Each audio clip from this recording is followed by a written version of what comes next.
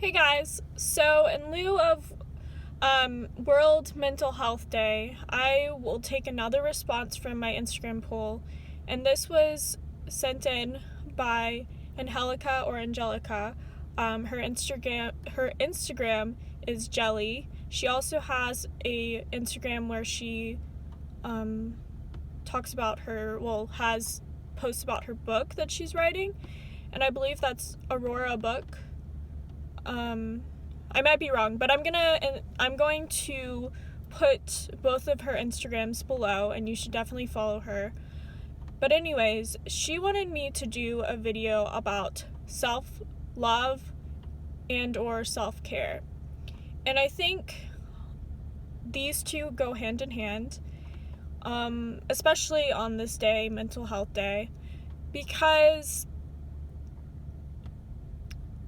I think people, especially society tells us that we need to step in line, we need to do things for society, we need to do all of these things, whether it's get an education, go to university or college, go to the workforce, do different things, and they kind of have a track in mind. It's basically, don't look around you, keep your head down, and work. And this mentality, although I think it can be very good, in some instances, and some personalities do thrive off of that mentality, for a large plurality of people, or even the majority of people, this mentality can be very soul-sucking. And I think even those people that maybe thrive out of that environment or that notion still have instances where they need to settle down and reflect. Because we often use distractions in order to medicate ourselves, or we use medications, and having all of these chemicals in our body from certain medications, and I do believe that certain medications are helpful for certain people, but I think we live in an over-medicated society, and this often stirs from people not wanting to deal with reality, and this can be a hard pill to swallow, no pun intended on that, but I guess I did intend the pun, because it's hard to deal with raw emotions. It's hard to look at yourself and think, wow, I really feel like a failure, or I really screwed up, because I've definitely been there. If you're new to my channel, I used to have a video about depression that I took down because it upset some of my family members, and I don't know if I'll ever put it back up. I probably will. It's currently, I think it's unlisted or private right now. But as someone who has suffered from or suffers from these kind of things, and I think everybody deals with depression at some level, unless, again, you have something maybe going on elsewhere in your mind. There are moments where we don't feel like we're enough. Like, there's no reason to live, there's no reason to be here, because what's the point? Especially for those people that may have dealt with some really horrible issues in the past, or experiences like abuse, or some type of violence, or sexual assault, or drug abuse, alcohol abuse, all of those things that can only add to the narrative of self-hatred. And obviously, this is not something that is positive, but I think that we do learn from these experiences, and I think these experiences make us better. So now, what do we do to help ourselves out? I've said this before, I think certain things you do need to seek professional help, but the kind of advice that I'll give in this video, or things that have helped me, even though I have not suffered with many of those things, like I have had very bad depression and anxiety in the past, and my parents were divorced when I was 9 when my parents got divorced. So I have dealt with, a moderate level of things, or maybe low to moderate. And I don't care who you are, whatever your situation is, you have dealt with something. Even the most perfect people out there, the seemingly perfect people, have dealt with stuff. Celebrities have dealt with stuff. Royalty have dealt with stuff. Even the family that seems like they have it all together and they're the perfect family, they have dealt with stuff. So comparison can always be a bad friend in the process. Comparison has even been more highlighted via social media and YouTube and other spaces where people see an image that someone's promoting, and oftentimes they're trying to promote themselves in a interesting and positive light where they appear so happy and so put together, yet you don't know what they're actually dealing with. That's why I don't trust when people post a ton of positive things. And I'm not saying, I'm pessimistic and I think the worst in people. I don't. I typically think very optimistically, and I think pretty positively, I would say. But they just seem very suspicious.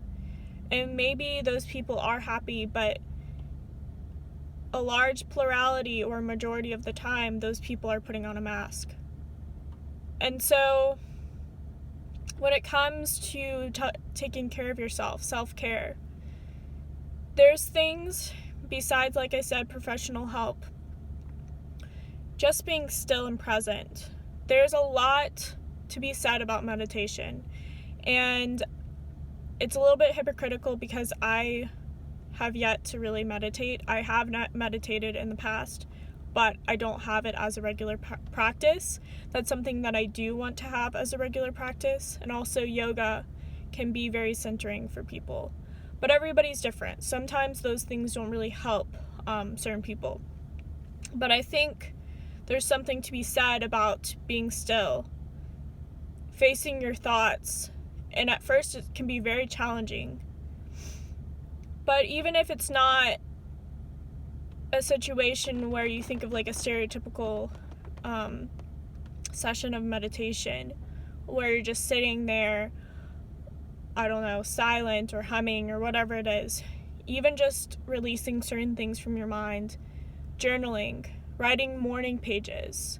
Morning pages are, from my understanding, and I think it's different for different people, but just writing out a stream of consciousness every morning for, I think it's like 30 minutes.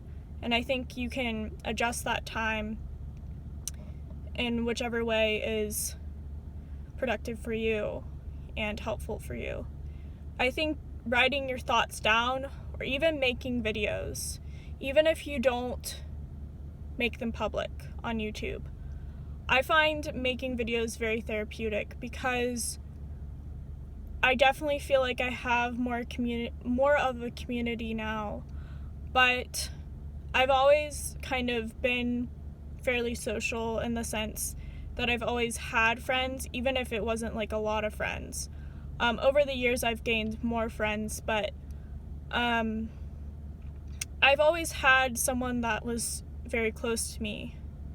And even at that, I'm not always able to talk about certain things with my friends, like MBTI or socionics, even though I'm kind of, getting more of my friends into those kind of things. It's not something that I'm, wanting to just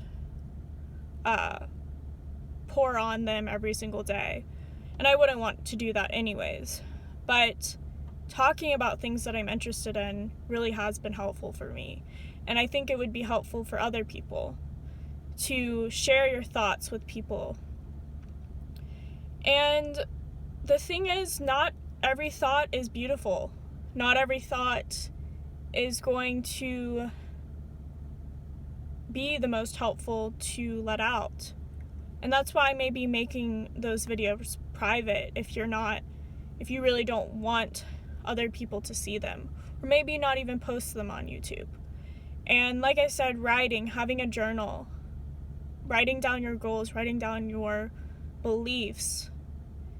I think even doing the exterior things, like if you like getting your nails done, and I'm not discriminating against guys and girls, like, you do you if you like doing that, or doing your hair, or getting a massage, getting a facial. Doing those things can be very helpful. I find even aromatherapy works for me. There are times, especially my last year of college, my 5th year of university, I really had bad senioritis, for sure, and it was hard for me to go to school or class every day. But the thing that I really would make myself do is I would make either tea or coffee. And I know that sometimes caffeine is not very helpful for people that have anxiety, so you can always do uncaffeinated. But I would suggest doing naturally uncaffeinated, because things that are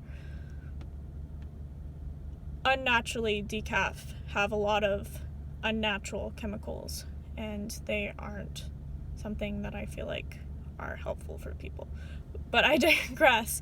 I would drink teas that really kind of stimulated my senses, and also I would light candles. And again, if you're underage, be careful with fire, because I've definitely had instances where, things could have turned out wrong. But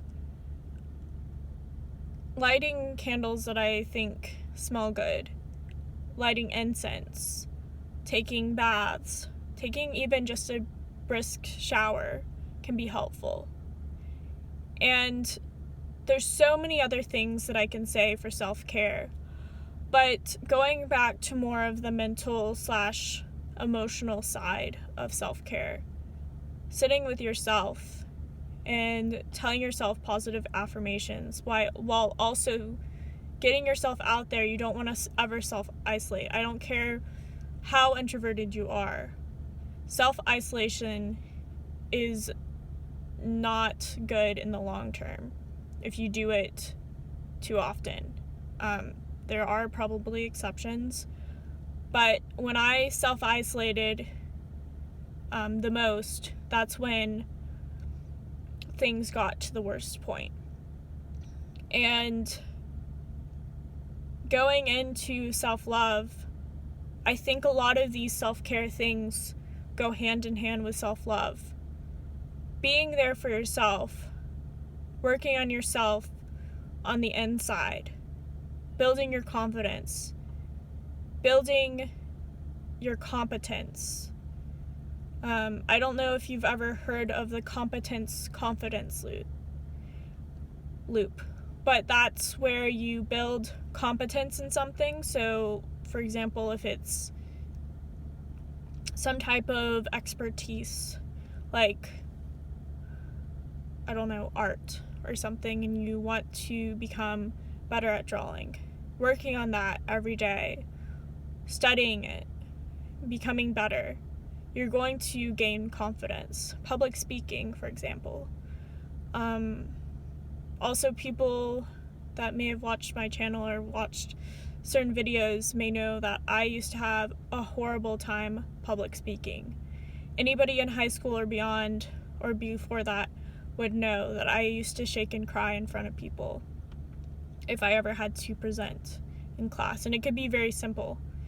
And I didn't even like to be called on in class. I felt very anxious and I felt dizzy. And what really helped me was pushing myself to join organizations like Model United Nations, which simulates the United Nations in college. I pushed myself to go to those meetings. And even though it was really hard to step in front of people and speak, even though I was not very good at it, and I still wouldn't say that I'm the best public speaker, I pushed myself. And through common practice, or practicing, as much as I did, I felt more confident with it. And this goes for anything you want to do in life.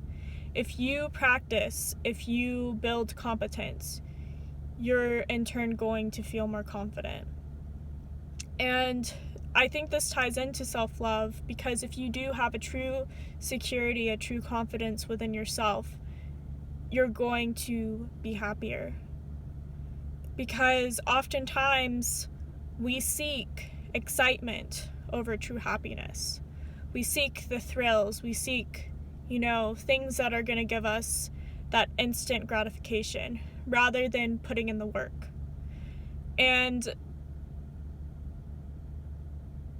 it can be hard to put in the work, especially if you're really trying to actualize or work on personal development. But I know from my own experience that it is helpful, and maybe it would be different for other people. I can't speak for everyone, but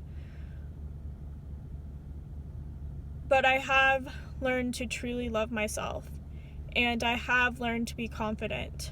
And even though it doesn't really highlight in these videos as much, and I'm trying to work on this, I am different in person in the sense, I think if you met me in person, you would see the energy around me.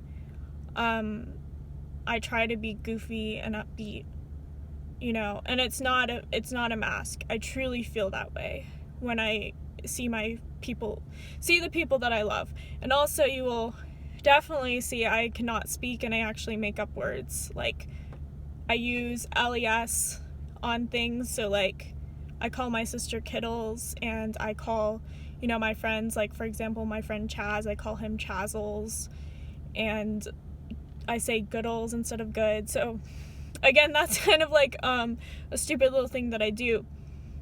But I've learned over time how to truly feel like I'm the only person I need in my life.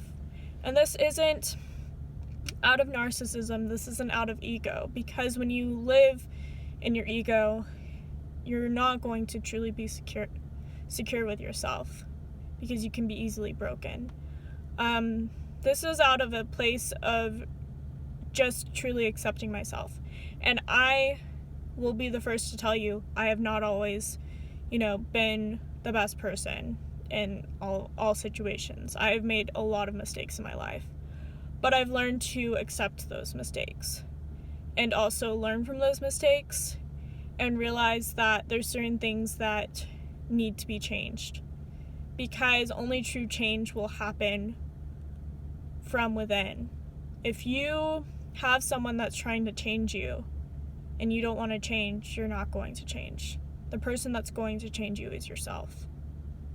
And I do believe in God, and I know, and I don't judge anybody that doesn't believe in God, but that's also something that has helped me. And I don't really talk about it that much because I don't try to push my beliefs onto other people, and I really don't like necessarily talking about, everything that I believe in, but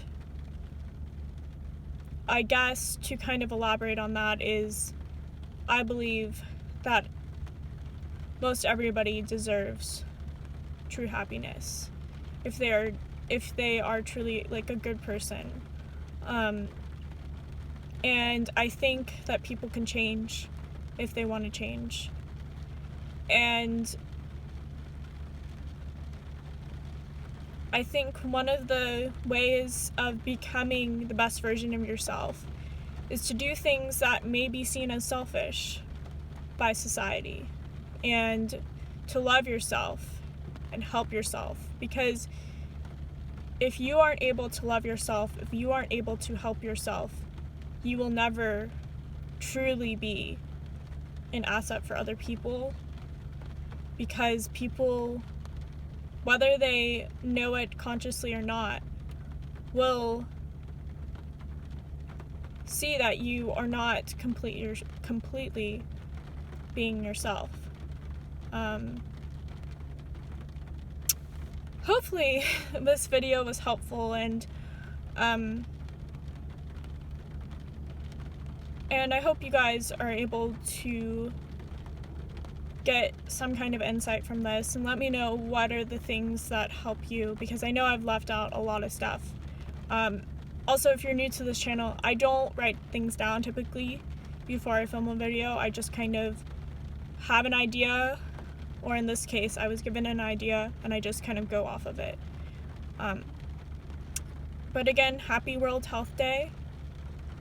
Mental Health Day, and I hope you guys are able to truly love yourself, and I hope you guys realize the value of self-care.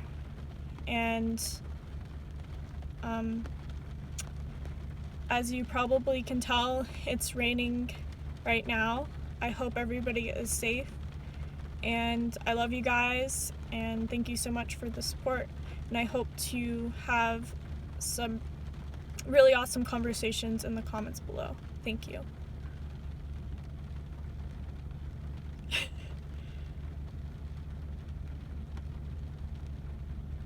Me trying to turn off the camera without moving it.